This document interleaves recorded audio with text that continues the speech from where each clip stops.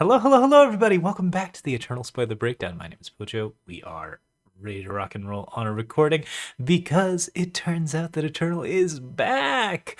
And we got a new big set coming, Eternal Cold Hunt, along with some serious changes to draft and economy and the amount of cards that people are going to have to play with early on in the game. It's a lot of cool stuff. Let's get really right into it. I'm very, very excited to talk about this one because this is like this is a cool patch. There's a lot of cool stuff that's going to be coming. All right, so Eternal Cold Hunt is coming out. 200 plus cards, focusing back in Myria. I'm real excited to come back to Myria. What a great location. What a lot of interesting things going on there. This is where the sort of main plot of Eternal carries on, and we're going to be focusing on Svetcha and Vara, it looks like, for this particular part of the story. It begins Wednesday, November 10th, and yeah, we're going to have a bunch of new cards and a bunch of new stuff and a new draft environment with a lot of new interesting things to do. Are we going to be back in Building Brews? You bet. It's going to be a pretty exciting time. Let's talk about the cards that are spoiled so far and all of the things. We're just going to go down in order here. I didn't go for the pictures this time because there's just so much information that it's actually a little important to like sort of cover it all in order. All right, so first things first, Svetcha Dauntless is our new hero, and also we have a new little hero frame with a little like marker that indicates that these particular legends are in fact the heroes. Whether or not that's going to be mechanically significant, it seems very, very likely. Amongst other things, there's going to be an upcoming article in which we'll talk a little bit more about heroes as time goes on. But Svetcha, right now, as this card stands, 7 cost 6/6 with Valor, and your other green units have +1/+1, means that this card is effectively replacing Roland in the 7 cost slot where you would generally see all 5 of the new Scions. So basically, once again, Svetcha is sort of stepping into the role of the now dead Roland and replacing him and just sort of like allowing you to sort of use a different green option. This one, when Svetcha attacks, plays another random green unit from your deck, of course allowing you to play extremely big, extremely expensive cards or very small, very simple cards. There's some possibility for shenanigans here, but as with all of the 7 cost Scions, I think this one's, pretty mid-powered, not particularly strong, not particularly bad. Obviously, if heroes have more of a role in this current set, there's a lot of ways that this card could be better or could be brought out a little bit faster, but as it stands, it's a 6/6 that trades with 7/7s and also has the ability to boost up everything else on your green table, which typically is going to be a game-winning effect on itself.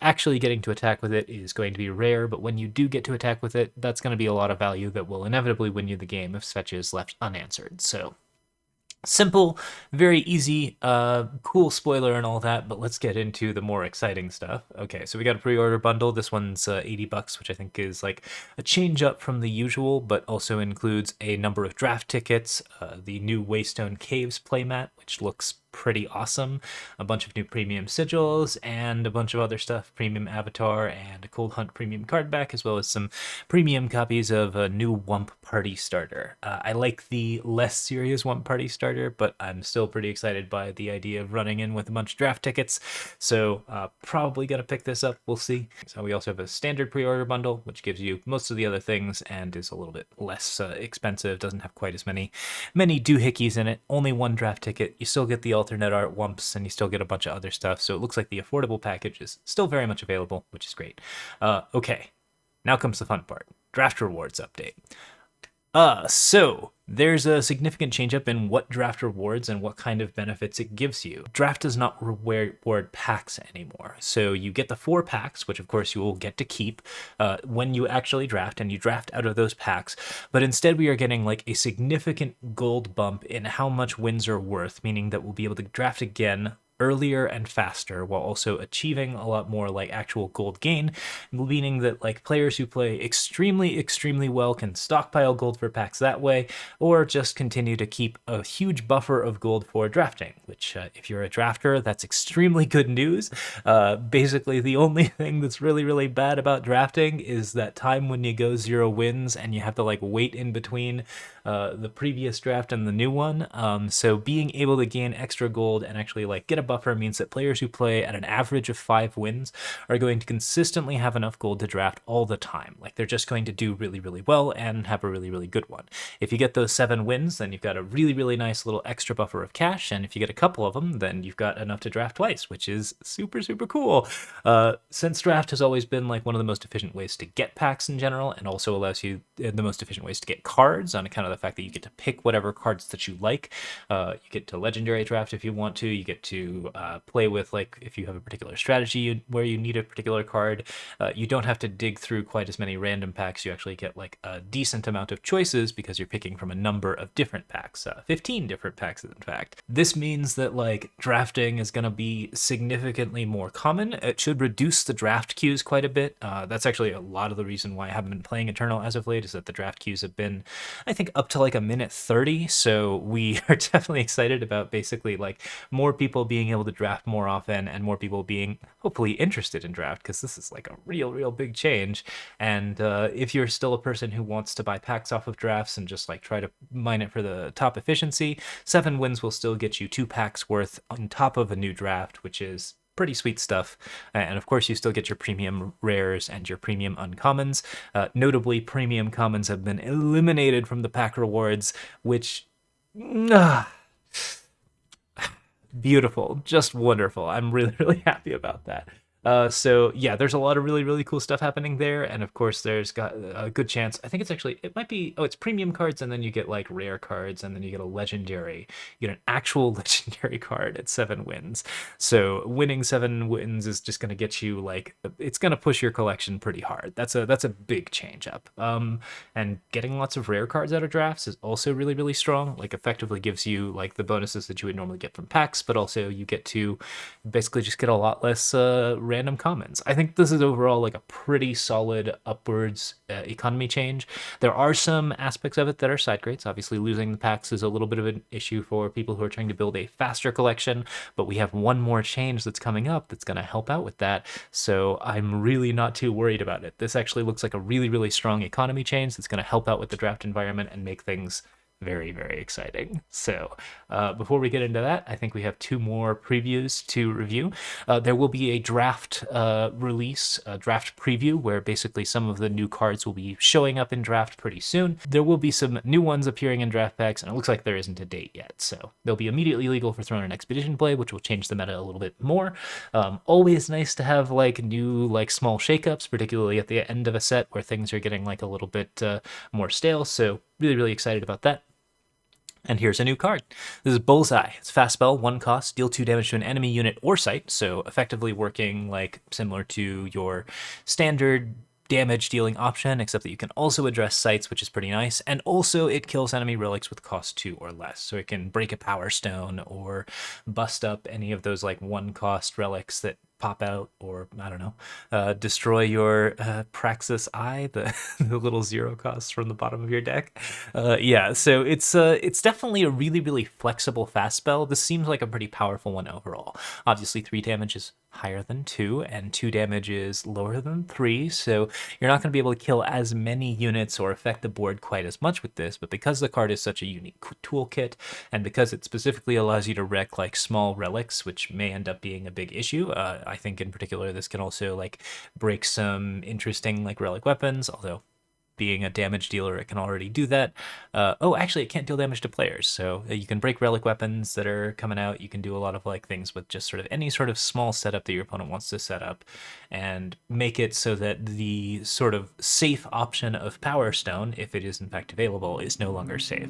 This is a fairly strong card. It's got some decent things going on with it. It's really flexible, and obviously if you increase the damage through any means, the card becomes even stronger and more torch-like, while also having even more flexibility. And there's some good stuff in like Grenadin and such that will really like. I think Skycrag in particular has been having spell damage issues for a while, so having a card like this really sort of fits that style and adds to some new things. So if we see more Skycrag spell damage, which is fairly likely, then I think that this is something that's going to join up on that squad and really help out. There's also a new hero, the Rat King. This is a 3/2 that says once per turn you can pay 1 and sacrifice another unit to give an enemy unit -1/-1, and it also has summon play 2/1/1 rats that can't block. It's a druid, which is kind of an unusual type. It currently doesn't have any sort of tribal benefits, but it is also a hero, which is going to be probably pretty important and might allow for some better selection of this thing from your deck. So this has a couple of different things going on for it. 5/4 worth of stats, not divided in an equal fashion because you would get a bunch of rats that can't block, but you still get a decent amount of value for your 4 cost, and it spreads across 3 different units, which playing 3 units for 1 card is generally really powerful, even if you're playing it at 4. Like, that's just something that ends up being really, really good, because any other sacrifice outlets that can make really, really good use of those rats will have a really fun time with this, and it's a good thing to like follow an assembly line in Stone Scar or something along those lines. Sacrificing this allows you to basically compare your units 1-to-1 against your opponent's stuff. You get to take your rat and turn it into a neg1 token, which ends up being small removal for any 1 health units. You can get a lot of value out of this card pretty quickly, particularly if you're playing it on turn 5. I think it's overall reasonably strong, just due to the fact that token generation is generally very, very good, and sacrifice is very likely to continue to be a strategy in Eternal Cold Hunt, particularly if we're coming back to Myria, where there are a lot of sacrifice strategies available. So this seems like something that's a little bit on the upper end. It's not absolutely ridiculous or broken. I don't think we've gotten a broken preview yet, but it is nonetheless a pretty strong one that actually has the potential to be really crazy, just due to the amount of tokens it's generating and the abilities that it's also adding on top of that. There's a lot of versatility, a lot of stats, and of course a lot of units, which sacrifice strategies love it. Pretty happy with that. All right, there will also be a preview event, so we will get a special constructed preview event that showcases new heroes. So it looks like we'll have 2 Faction Throne decks, and they'll get to play with 1 of 10 new hero cards, where you win Cold Hunt packs to play with. So the standard preview events are pretty great. Okay, ready for the last bit of exciting news? This is a pretty good one, especially if you are a new player. The Expedition Vault. The Expedition Vault is a collection of 150 plus cards. Every player, new or returning, will receive for free, and those cards are guaranteed to be legal in Expedition for the next year when they're in the vault. To receive these cards, all you have to do is log in, and after Cold Hunt releases, you'll get the cards, and they will be free to everyone. You can't dust them for Shiftstone, obviously, but you nonetheless get access to a wide array of commons, uncommons, and rares that will be important for Expedition and staple cards for the future of the set. This means that players who are having a hard time getting into Expedition or getting into like building new decks have both the stability guaranteed in building that deck, due to the fact that the deck will be legal for a year, and also the like amount of cards necessary to build some pretty exciting decks. I think this is really going to shake up like bronze and silver meta. Now that people have a lot of different cards, there's a lot of ways to actually access better things, and free to play should be significantly more viable, which I'm really excited about this. This seems like something that's really going to help out with getting new players into Eternal, and bringing up the numbers a little bit so that the queues are a little bit less ridiculous, as well as just like making it so that like the game is more fun to play for everyone. I think this is a pretty exciting change. As a person who has like a mostly complete collection, I'm still really excited that this is happening, and we are really, really happy to see that like a bunch of new cards will be available for people, and completely free Expedition cards. Yeah, I'm pretty much in for it. I think that's the main things. We do have the community spoilers coming out. These are the particular dates: Thursday, Wednesday, and Friday, the 28th, the 3rd of November, and the 5th of November, all at 10 a.m. Mountain Daylight Time, which is where I am at right now, because I'm in Denver. We'll, of course, be clicking on these and trying to get them. I think that overall, like, I usually don't have, like, a fast enough computer to grab these things, but if we do get a community spoiler of some kind, we're definitely going to review it, and we'll probably do something really, really fun around it, because I really like doing lore videos and interesting explorations of this kind of stuff. All right, so in conclusion, big economy changes, lots of new cards, some really interesting new mechanics, a more hero-focused campaign, which I think in general is going to be one of, it has proven to be pretty strong design and is usually going to be like a pretty important aspect of the game. I think that the addition of like a legendary or hero mechanic is going to be pretty exciting for Eternal, and should like really lead to a lot of like interesting things happening as a result of it. I'm sure there's going to be a lot of new cards that are updated with that hero tag, so that's really exciting, and overall like seems like a pretty great time. New draft environment, which just like, yes, Yes, absolutely yes. Limited format is incredibly fun to play in Eternal. Eternal, if you are not familiar with it, has the strongest draft environment of, I think, any digital card game. So being able to play more of that and being able to play it more frequently, really, really good. And, lots of fancy new shinies and things like that for people who are interested in them, but mostly new cards, new economy, new players with any luck, and it's pretty exciting times. All right, so that's it for us. Thank you so much for watching. We will be back with more spoiler breakdowns very soon, and not too much sooner than that, Wednesday, November 10th, we'll be on Twitch TV/LocoPojo, streaming Eternal Cold Hunt. All right, cheers, everyone. Thanks for watching, and I'll see you next time. Bye.